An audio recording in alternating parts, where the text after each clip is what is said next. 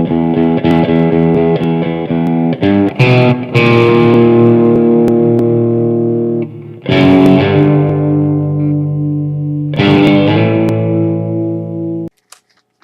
YouTubers, this is me here once again, and this time I thought I'd do something different. I thought today I'd do a movie review and start a new series called Films You Must See. And today I am going to be looking at, as you can read down below, True Romance. A very great film in my opinion, just great film. Be sure to like, comment, favorite, subscribe, give me your thoughts on the movie. But it is written by Quentin Tarentino, directed by Tony Scott. In my opinion, Quentin Tarantino's greatest movie he ever did. And released September 10th, 1993. And this film is, I call it the perfect combination for Tarantino. He writes it, somebody else directs it. I like this movie better than Reservoir Dogs, Pulp Fiction, Jackie Brown, Kill Bill, Inglourious Basterds, because I hate that movie. Thought it was a stupid movie. The plot to it: Clarence marries a girl called Alabama, steals cocaine from her pimp, and tries to sell it in Hollywood, while the owners of the coke try and reclaim it. Now, this film stars, and this is going to be a long list of people, just so you're aware: Christian Slater, Patricia Arquette, Dennis Hopper, Christopher Walkin, Val Kilmer, Gary Oldman, Brad Pitt, Samuel L. Jackson, Bronson Pinchot, Michael Rappaport, Saul Rubinek, James Gandolfini, Tom Sizemore, Chris Penn, and Snoop Dogg. And this film is a little over 2 hours long, but it's a really good film, in my opinion. Some of the memorable scenes from it is, it starts off with a Tarantino staple. He always uses these monologues right at the beginning, and it gets you into the movie, gets you engaged to hearing what he's talking about. And this one, Clarence goes on about Elvis and how much he loves Elvis, which becomes part of the film and all that. And then it goes through the whole thing of Clarence meeting, who's a working class guy. He meets Alabama at a theater, who is a call girl or whatever, and they fall in love and all that, and it leads up to the scene, and then it makes a love scene or whatever out of it.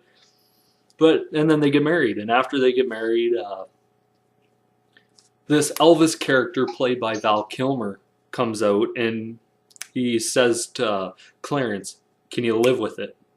Can you live with that guy still breathing the same air as you?" And this Elvis-like character thing that's really a part of his imagination convinces him to kill her pimp, who's played by Gary Oldman. And Gary Oldman is actually a very great actor. I love him in a lot of other stuff. I love him in The Fifth Element. I love him in State of Grace.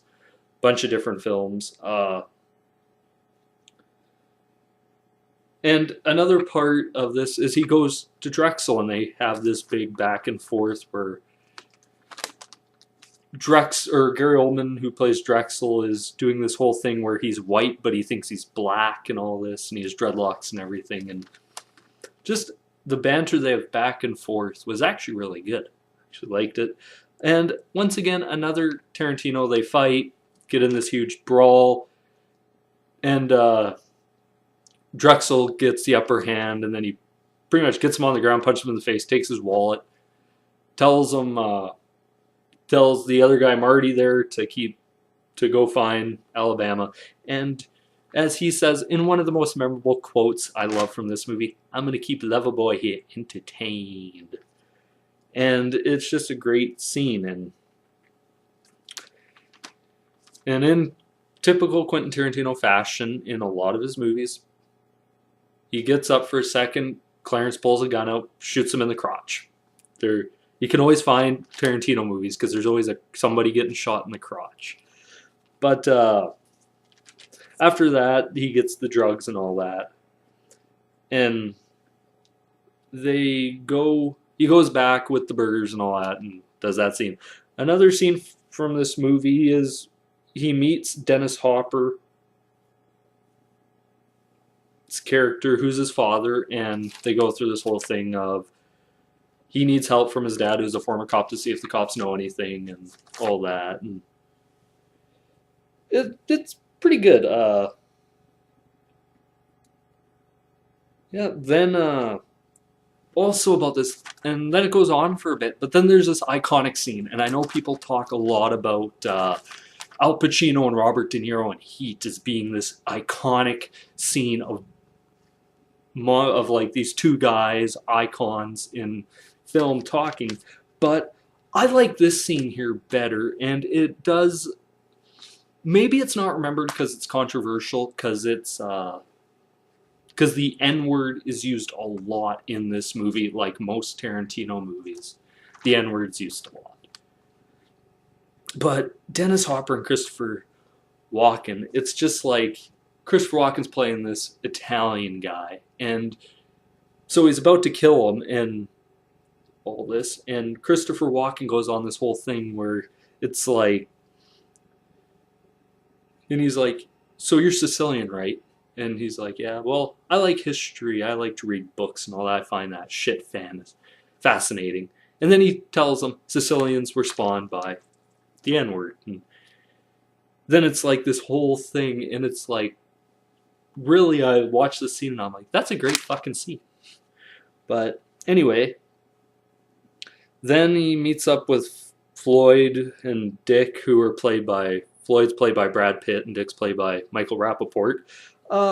And shows him the cocaine. They then meet Elliot on a roller coaster and talks to the big movie producer Lee Donowitz on the phone and all that.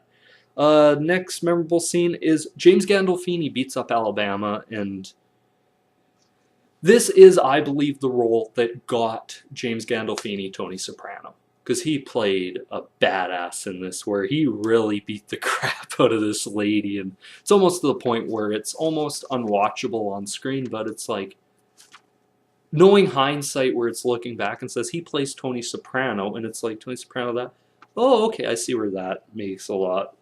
It's not really much of a leap for some of this. And then Alabama kills him.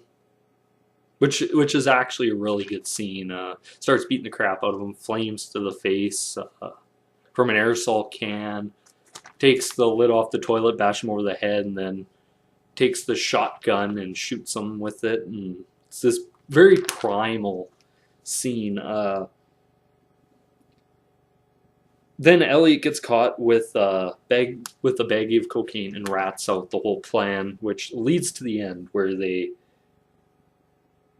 get him, where they're like, he's gonna rat, so he has a wire on him and all this. And as they're going up to the elevator, Clarence pulls a gun on Elliot and keeps saying, so you think I'm fucking stupid, eh? And this guy's like ready to rat, and you have Chris Penn and Tom Sizemore's character, like, especially Tom Sizemore's character's like, don't you rat, you fucking sissy, and all this. But it's great. And so then they meet Lee and agree to open, which they call the cocaine in the movie Dr. Zhivago. Sort of a movie reference. The cops enter, then Elliot is found out to be a rat, and all that. With this, Saul Rubinek, great fucking thing in this movie where he says, how does he know your name? You fucking rat! I treated you like a son. You can forget about acting for the next 20 years. Take your SAG card and burn it. I treated you like a son and you stabbed me in the heart. It's just this great, great lines. And then, in typical Tarantino fashion, a shootout occurs at the end with just this big epic shootout with everybody's getting shot, and it ends up where the two people that survive are Alabama and Clarence, and they go, and Dick, actually, Dick survives. He just threw up the cocaine, it got shot, and he ran out of the room and everything. But the movie ends with Alabama, Clarence, and their son in a beach in Mexico. Now, some memorable quotes in this movie are, like I said, where he said, keep Loverboy here entertained. Dennis Hopper in very 60s fashion, like his Easy Riser Day. Slow it down, man. Type stuff. And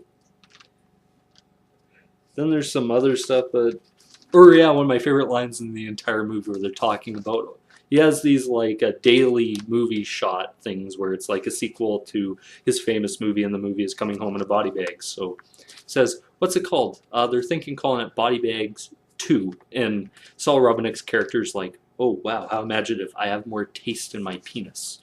But yeah, so my thoughts on this movie is one that launched a ton of careers. It made Christian Slater, in my opinion, a big time deal in Hollywood. It really, I think, rejuvenated Dennis Hopper, Christopher Walken, Val Kilmer once again in a very great performance. Brad Pitt was good in this movie for the limited, same as Samuel Jackson. Michael Rappaport, at this time, you would have thought after watching this he would have been a bigger deal than what he actually became in Hollywood. James Gandolfini, what can you say? It's James Gandolfini. He's fucking awesome. Tom Sizemore and Chris Penn's performance in this were actually really good. And I don't remember seeing after this movie too many more movies I've watched after this one that had Chris Penn in it. So, yeah, but anyway, if I had to give it a grade out of 10, I would say this is a solid 9 out of 10. It's a fantastic film. If you haven't seen it, go watch it. It's just great to watch. It's great cinema. If you're one of these people, though, just go into it knowing that there is a lot of use of the N-word in this movie. Just like, maybe more so than Pulp Fiction.